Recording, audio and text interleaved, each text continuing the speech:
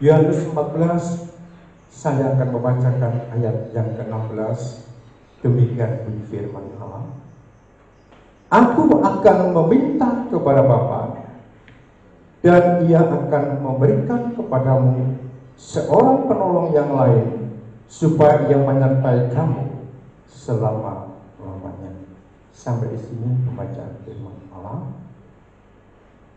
Bapak Ibu Saudara yang kasih, kalau menurut penanggalan umum ya, bahwa pada hari Kamis yang lalu tanggal 13 Mei dituliskan bahwa tanggal 13 Mei adalah hari kenaikan Isa Al-Masih, atau disebut hari kenaikan Tuhan Yesus ke surga. Saudara, dengan peristiwa kenaikan Tuhan Yesus ke surga, ini menandakan bahwa Tuhan Yesus dalam menjalankan tugasnya di dalam dunia ini sudah selesai. Dengan peristiwa kenaikan Tuhan Yesus ke dalam kerajaan surga, ini menandakan bahwa tugas sementara Tuhan Yesus di dalam dunia ini sudah selesai untuk menjadi juru selamat umat manusia yang berdosa. Nah, saudara, saat ini kita akan kembali mengenang kembali peristiwa 2000 tahun yang lalu tentang peristiwa kenaikan Tuhan Yesus ke dalam surga. Saudara, dalam peristiwa kenaikan Tuhan Yesus ke surga, di situ ada momen-momen yang sangat penting bagi kita, juga sangat perlu kita perhatikan dalam kehidupan kita sebagai anak-anak Tuhan yang masih hidup pada akhir zaman ini. Ya. Nah, Bapak Ibu Saudara yang kekasih, kalau kita perhatikan dalam ayat yang kita baca tadi,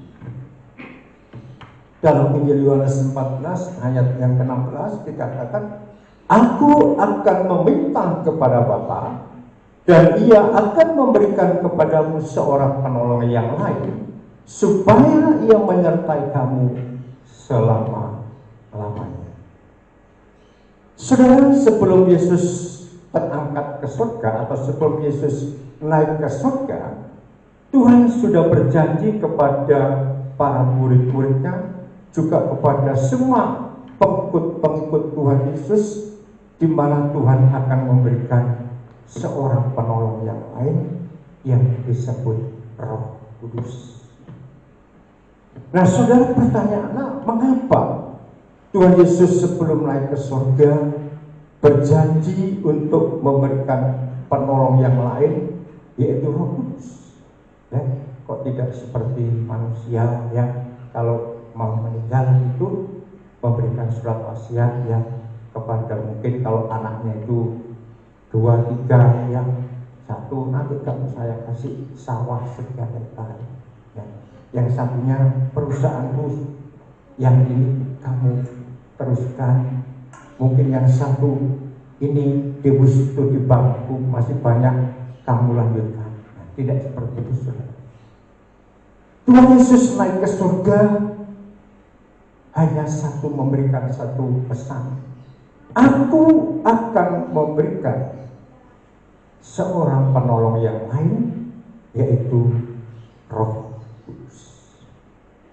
Nah, saudara, kalau Tuhan sebelum naik ke surga sudah berjanji akan memberikan seorang penolong yang lain yang disebut Roh Kudus, ini artinya bahwa Tuhan Yesus itu tahu persis di dalam hati, pikiran, perasaan murid-murid Yesus ketika kelak Yesus benar-benar terangkat ke surga, tahu persis apa yang terdapat di dalam hati, pikiran, dan perasaan para murid-murid saat itu. Saudara, yang jelas yang ada di dalam hati, pikiran, perasaan para murid-murid saat itu, ketika nanti Yesus benar-benar terangkat ke surga, yang ada hanya satu, rasa takut.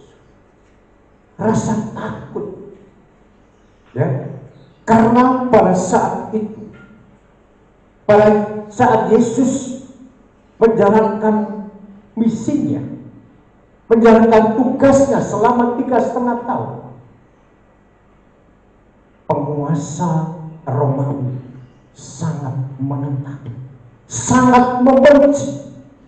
Bahkan banyak orang-orang pengikut Yesus yang dihabisi. Saudara, kalau kita lihat sedikit ya, kalau kita perhatikan, ketika para murid dan 120 orang setelah Yesus naik ke surga, dia mengadakan persekutuan, berdoa bersama-sama, menantikan kepenuhan Roh Kudus. Itu berdoa di sebuah loteng, ya, nggak tahu lotengnya rumahnya siapa, nggak tahu, dengan cara sembunyi-sembunyi, saudara, ya, tidak di tempat-tempat ibadah di gereja dan sebagainya, tidak. Dikatakan di sana berdoa bersama di atas loteng dengan sembunyi. Nah, ini membuktikan bahwa ketika Yesus sudah naik ke surga dan para murid-murid Yesus secara manusia ditinggal oleh Allah, para murid ini merasakan satu ketakutan, saudara, merasakan satu kekhawatiran yang begitu luar biasa, takut, karena melihat kerasnya hidup saat itu di bawah kepimpinan bangsa Romawi sangat menakutkan. Nah, sebab itulah saudara, karena Yesus tahu persis apa yang ada di dalam hati pikiran para murid itu, sehingga Yesus sudah naik ke surga, tidak meninggalkan perkara-perkara daging, perkara harta dunia, tidak, saudara. Hanya satu, seorang penolong yang lain sebagai sumber kekuatan, sebagai sumber penghibur, yaitu Roh Kudus. Nah, Bapak Ibu Saudara yang kekasih, di dalam Injil Matius 14 ayat 16 bagian B tadi dituliskan di sana, Aku atau Ia atau Roh Kudus menyertai kamu selama-lamanya. Menyertai kamu selama-lamanya. Kata menyertai selama-lamanya, saudara, ini menunjuk kepada sebuah perjalanan yang panjang. Ya. Menyertai kamu selama-lamanya. Kata menyertai selamanya ini menunjuk kepada satu perjalanan hidup yang panjang. Nah, saudara, berbicara tentang perjalanan hidup, bahwa perjalanan hidup manusia atau termasuk kita saat ini, ya, tidak selamanya perjalanan hidup kita ini berada di jalan yang rata, saudara. Ya, kadangkala kita berjalan di tempat atau di jalan yang terjal. Kadangkala kita berjalan di jalan yang berbatu-batu. Kadangkala kita berjalan di jalan yang penuh dengan onak dan duri. Juga perjalanan hidup kita ini banyak tantangan, saudara. Bukan rantangan, saudara. Kalau rantangan itu enak, saudara. Ada nasi, ada sayur, ya, ada lauk, itu namanya rantangan, saudara. Tapi ini penuh dengan tantangan, saudara. Jadi perjalanan kita saat ini, ya, penuh dengan tantangan, penuh dengan segala permasalahan, penuh dengan segala pergumulan, saudara. Rasul Paulus menjelaskan di dalam suratan Roma pasal yang ke-22, dikatakan di sana, Roma 8 ayat 22, sebab kita tahu, perhatikan, bahwa sampai sekarang segala makhluk sama-sama mengeluh dan merasa sakit bersama. Ya, saudara, siapa di antara manusia, termasuk kita di gereja ini, yang tidak mengeluh, saudara, dengan keberadaan saat ini? Ya, siapa, saudara? Ya, siapa, saudara, yang tidak mengeluh? Ya, perjalanan kita saat ini benar-benar diwarnai dengan segala keluh kesah. Ya, hampir semua makhluk di planet bumi ini, saudara, saat ini sedang mengalami yang namanya keluh kesah, susah, menderita, yang dikarenakan dampak COVID-19 yang tidak jelas kapan berakhirnya. Baik perusahaan besar, setengah besar, perusahaan kecil, apalagi kecil, saudara, banyak yang mengeluh, banyak yang gulung tikar. Ya. Segala usaha manusia, pekerjaan manusia dengan dampak COVID ini mengalami satu berat yang sangat luar biasa. Ya, sehingga apa dikatakan oleh Rasul Paulus dalam Roma 8 ayat 22, ya, benar-benar terjadi saat ini. Ya.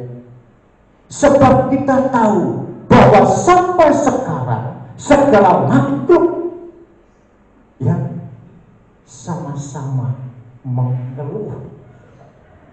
Ya. Saudara, siapa yang tidak pernah mengeluh saat ini, saudara? Pendeta besar yang jemaatnya mungkin katanya Pak Dias bisa puluhan ribu, atau jemaat yang, apalagi jemaat yang sedikit, saudara, banyak yang mengeluh, termasuk kita, saudara.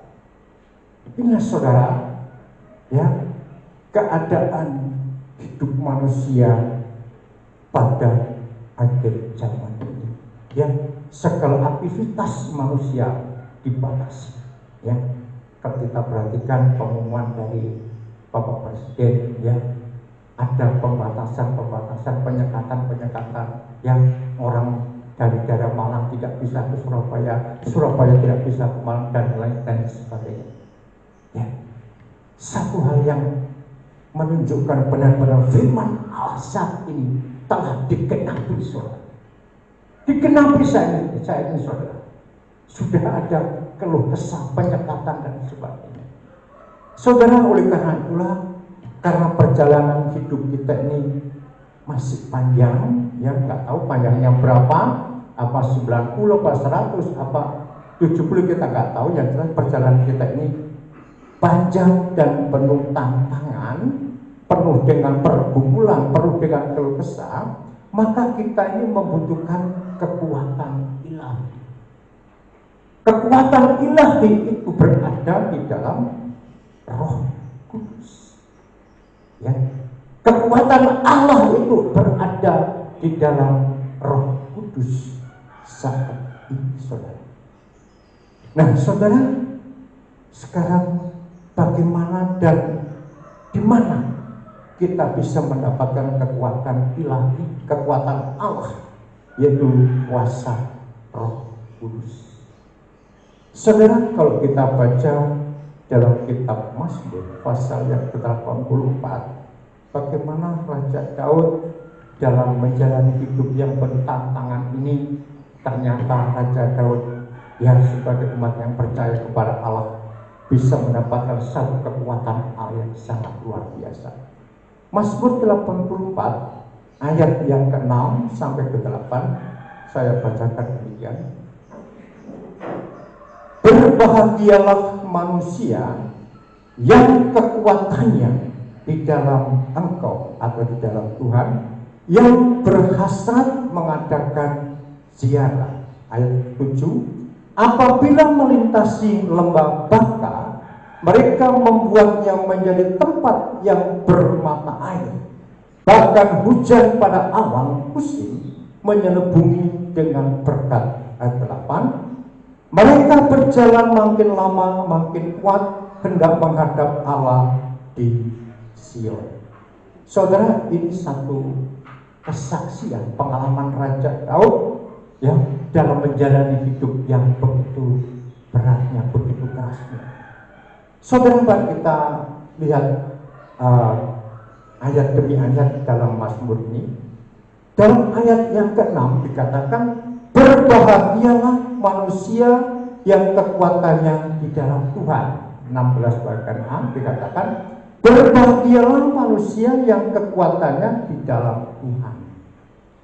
Berbahagia itu sebenarnya mengandung satu pengertian, diberkatilah. Diberkatilah orang yang kekuatannya di dalam Tuhan. Ya. Diberkatilah orang yang kekuatannya di dalam Tuhan. Nah, kalau Tuhan sudah memberkati kekuatan kita, ya, mungkin kekuatan fisik, kekuatan batiniah, kekuatan usaha kita, kekuatan pekerjaan kita, maka apapun yang terjadi dalam dunia ini, namanya kekuatan Allah, saudara, itu akan mampu mengatasi segala pergumulan hidup kita. Ya, diberkatilah manusia yang kekuatannya di dalam Tuhan.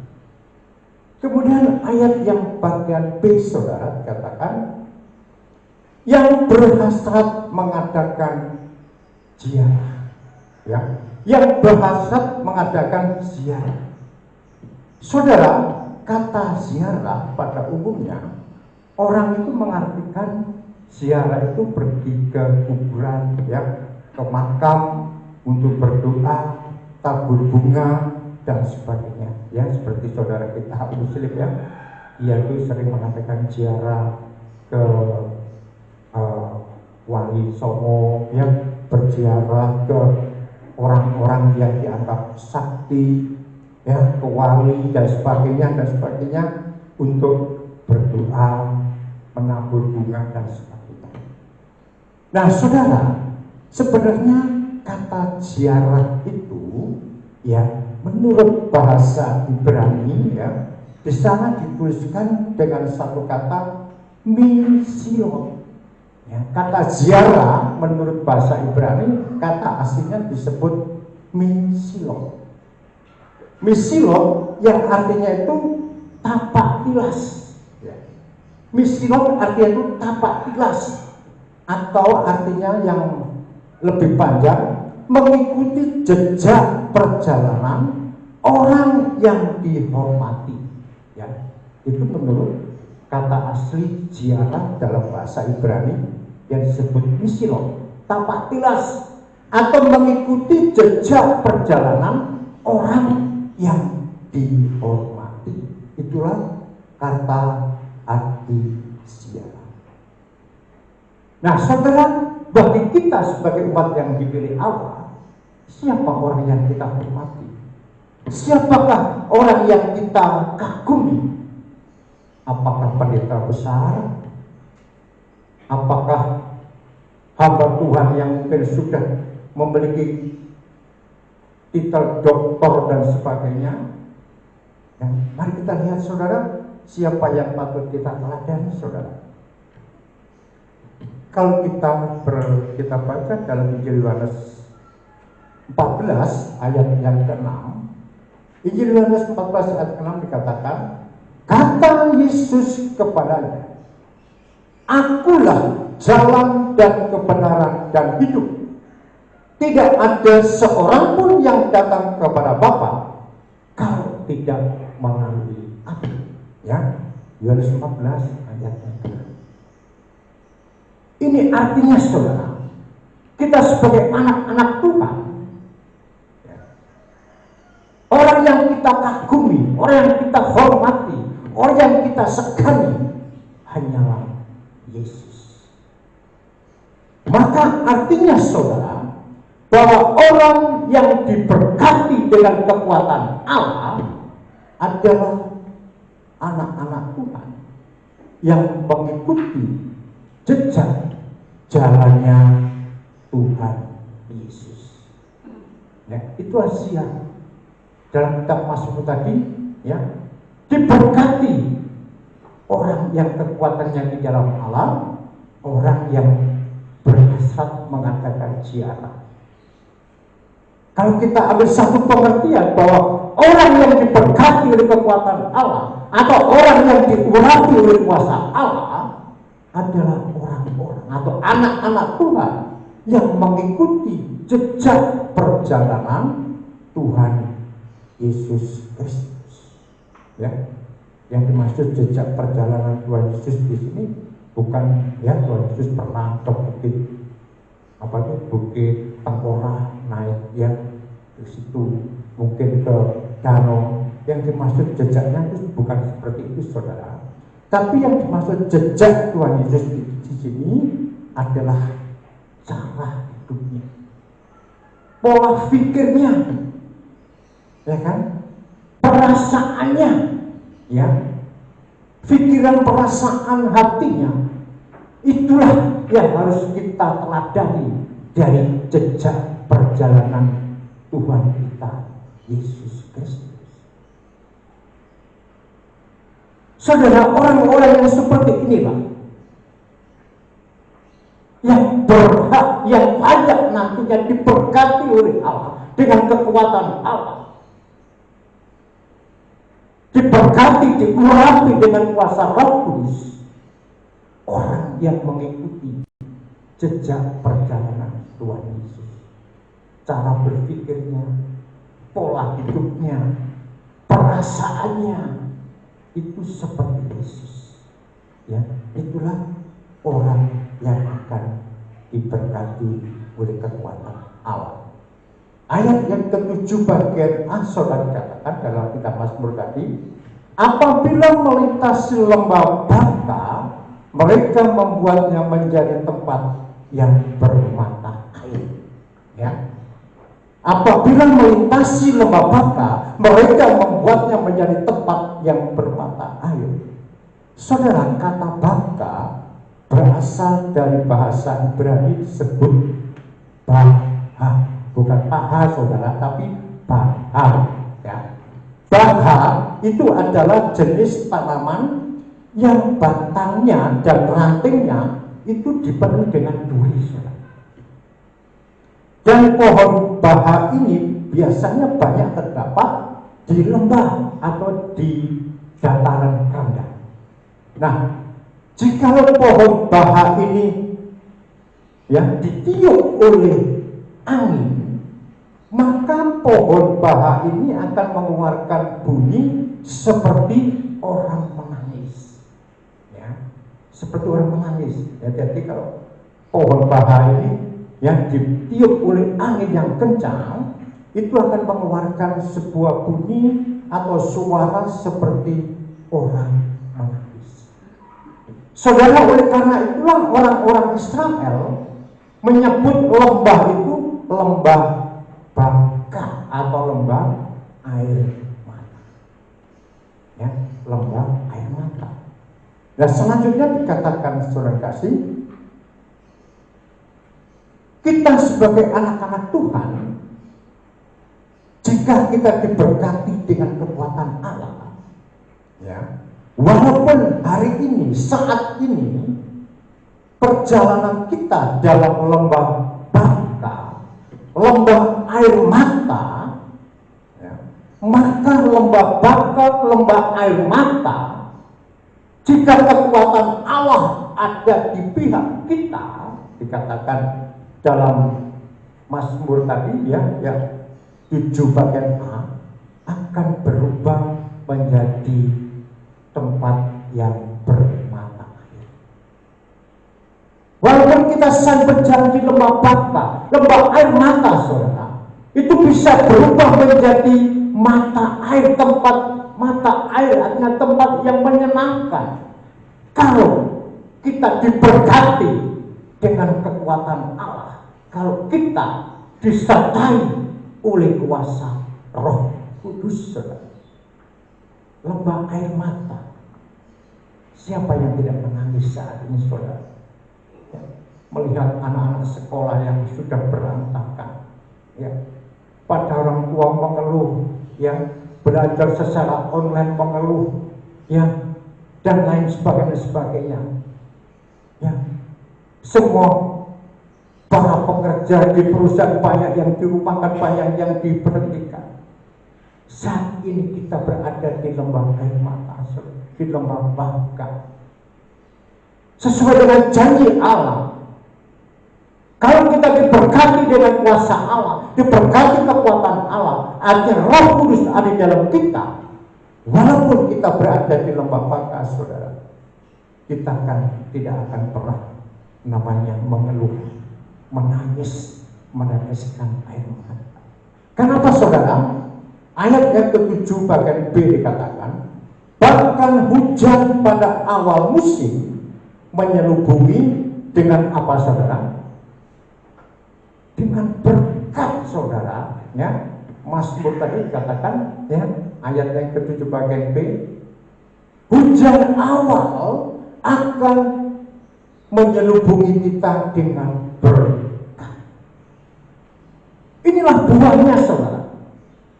Kalau kehidupan kita sebagai anak-anak Tuhan diberkati dengan kekuatan Allah, ya, pada musim awal hujan, bukan hujan salju, bukan hujan es yang besar-besar yang turun, tetapi dikatakan hujan berkat, saudara. Saudara kasih, sangat luar biasa janji Allah itu bagi kita. Tahu persis apa yang kita butuhkan pada saat ini, saudara. Dan selanjutnya pada ayat yang ke-8, saudara, Mazmur 84 tadi dikatakan ayat 8, mereka berjalan makin lama makin kuat, hendak menghadap Allah di Sion. Ya, mereka berjalan makin lama makin kuat, hendak menghadap Allah ke Sion. Saudara, pada umumnya jika seseorang menempuh perjalanan jauh, pastilah akan merasakan kekuatannya itu menjadi lemah, kekuatannya menjadi menurun, sehingga tidak berdaya. Apalagi para lansia, saudara. Ya, para lansia itu jangankan berjalan jauh ke Benagun, ke Sukun misalkan, ya, dari gereja mungkin ke bawahnya namanya Pak Tohari di sungai itu sudah ngos-ngosan suara, napasnya, saudara. Tetapi firman Allah mengatakan, ya, walaupun berjalan semakin lama, dia katakan semakin kuat, semakin sehat, saudara.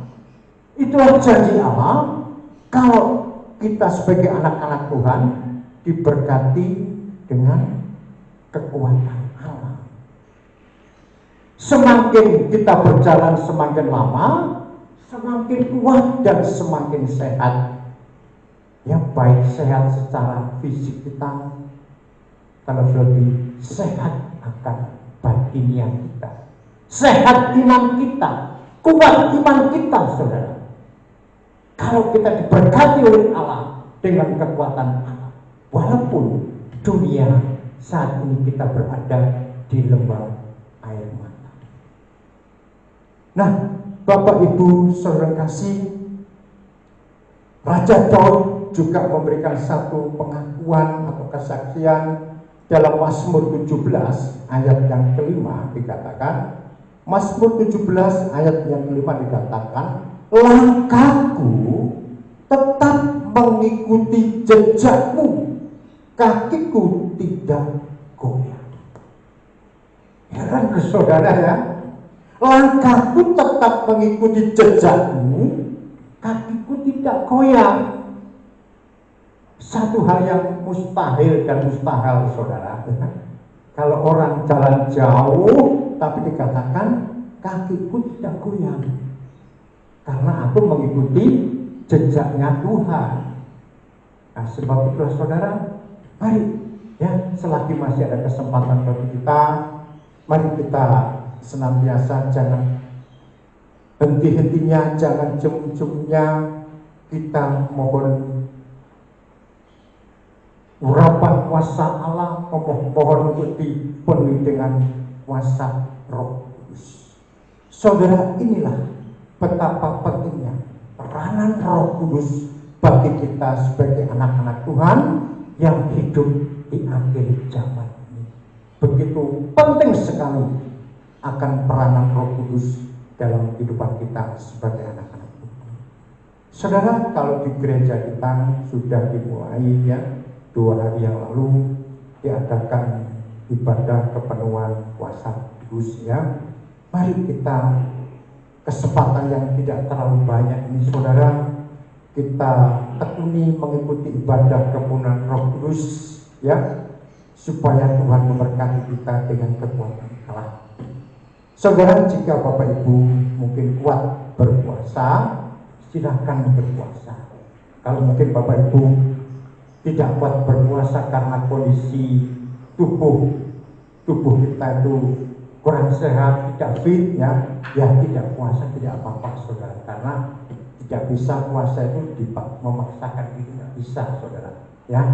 Kalau memang Bapak Ibu kuat ya silakan puasa, kalau tidak ya tidak apa-apa. Nah, saudara, saya ingat satu filosofi bahasa Jawa gini saudara, tentang puasa itu. Orang Jawa menyebutnya itu poso saudara, ya bener ya. Puasa itu kalau orang Jawa menyebutnya poso. Nah, ini mengandung satu pengertian, poso itu mengandung satu pengertian ngeposno roso, ya ngeposno roso. Ngeposnya itu artinya menghentikan saudara, ya menghentikan. Roso itu artinya itu rasa. Artinya poso itu menghentikan rasa, ya baik rasa marah, rasa benci, rasa iri hati, rasa dengki, ya rasa lapar itu harus dihentikan. Ya. Diposno saudara, dihentikan. Ya. Jadi puasa itu tidak hanya nggak makan, nggak minum, bukan itu saja saudara. Gampang kalau nggak makan, nggak minum itu gampang saudara. Tetapi yang sulit itu kalau ngeposno rasa iri hati, rasa dengki, rasa benci, rasa dendam, itu sengangel saudara. Makanya Tuhan mengatakan kalau puasa itu jangan seperti orang apa ya? Kalau Yesus mengatakan seperti orang munafik, orang ahli Taurat, ya kepalanya diminyaki sampai ke lemisnya saudara. Mungkin setiap jam cuci muka kelihatan seger, tapi hatinya dikatakan dalam Matius itu seperti kuburan ya, yang luarnya itu disaput dengan putih tapi dalamnya banyak tulang belulang. Jangan seperti saudara.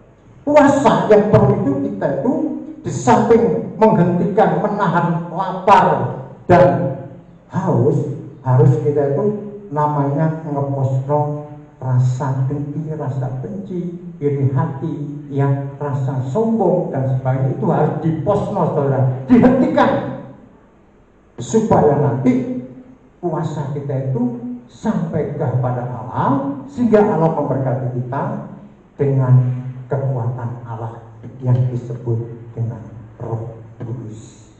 Demikian firman Allah saudara. Semoga firman Allah ini berkat bagi kita sekalian. Mari kita